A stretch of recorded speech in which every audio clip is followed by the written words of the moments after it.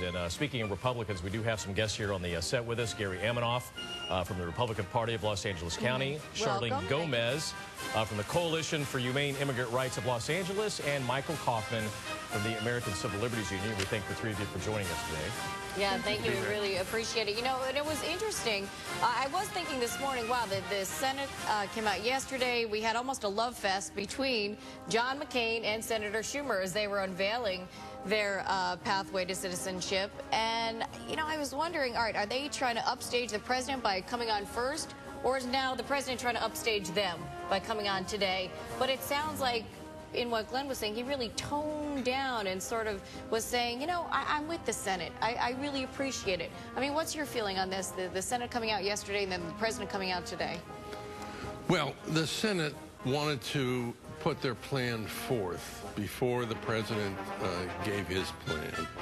And in the Senate plan, they clearly stated that all of the plan was contingent upon the sealing of the border and a certifying that the border was sealed. And they wanted to make that clear as a condition before the president spoke, because they have the feeling, as I do, that there really is not a resolve on the part of this administration to seal the border, and that no matter what it said in the what is said in the bill, just like the 1986 bill that Ronald Reagan signed, where sealing the border was a condition, border was never sealed. And so since 1986, we now have 11 million or whatever the number is of illegal immigrants. So the point was to make it conditioned upon sealing the border. Okay, thank you. Charlene, your organization has a lot invested in what happens here. One of the points he brought up, if you're not here legally, you have to go to the back of the line.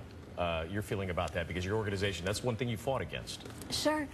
So once again, I am representing Coalition for Humane Immigrant Rights of Los Angeles, CHIRLA. We're an immigrant-based organization. And briefly about Obama's announcement and the Senate also, their framework. This is the first time after 20 plus years that they actually mention a pathway to citizenship and some form of inclusion. 20 plus years have entailed, by far, heavy enforcement. Over 1.5 million of our families have been deported. And so I'm very happy about the actions being taken by Congress and by the administration. And just so, what are your feelings? I mean, first they would have to, you know, apply, get a background check, pay fines, taxes, and learn English, and then go to the back line. I mean, do you feel that that's a fair approach? Well, there's a few misconceptions. First of all, taxes. We've tried to educate our American community that since day one, immigrants, undocumented immigrants, pay taxes. And this notion of a line just signifies that our immigration system is broken. You have people who have applied over 10 years ago and are still waiting in that line. So the key here is immigration reform, fix a broken immigration system so that we have a solution, a concrete solution. Adding backlog to already a 20+ year line is not really fixing the solution. Okay, Michael, American Civil Liberties Union, you're obviously going to be watching this very closely to make sure, you know, everything is copacetic as far as you're concerned. What do you look for in the next 6 months or so as they work on this? Well, I think the interesting thing that Charlene alluded to is that there seems to be a real consensus both in the Senate proposal and the President's statement of the need for a path to citizenship for the 11 million people who are here without status. These are many people that have been here for years, been contributing and productive members of our society, and are Americans in virtually every way except on paper.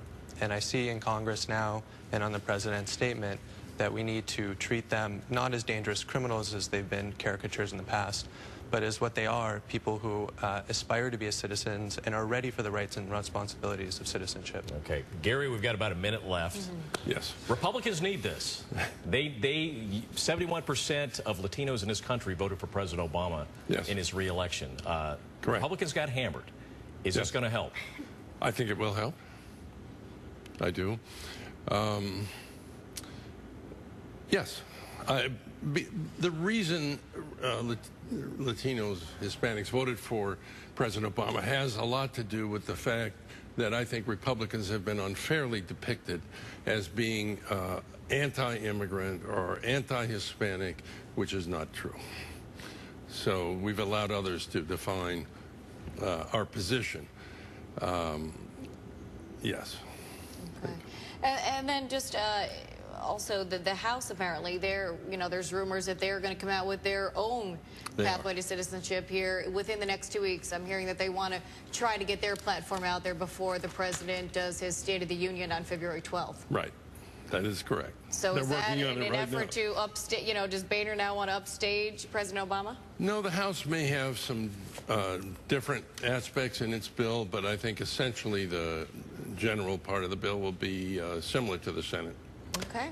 Okay. Thank you so much for coming on. We appreciate it. Thank you. All right. We appreciate the three of you coming on again. President Obama giving his speech today on immigration reform a day after the Senate's bipartisan effort. We'll have more of this coming up on the KTLA 5 News at 1 o'clock.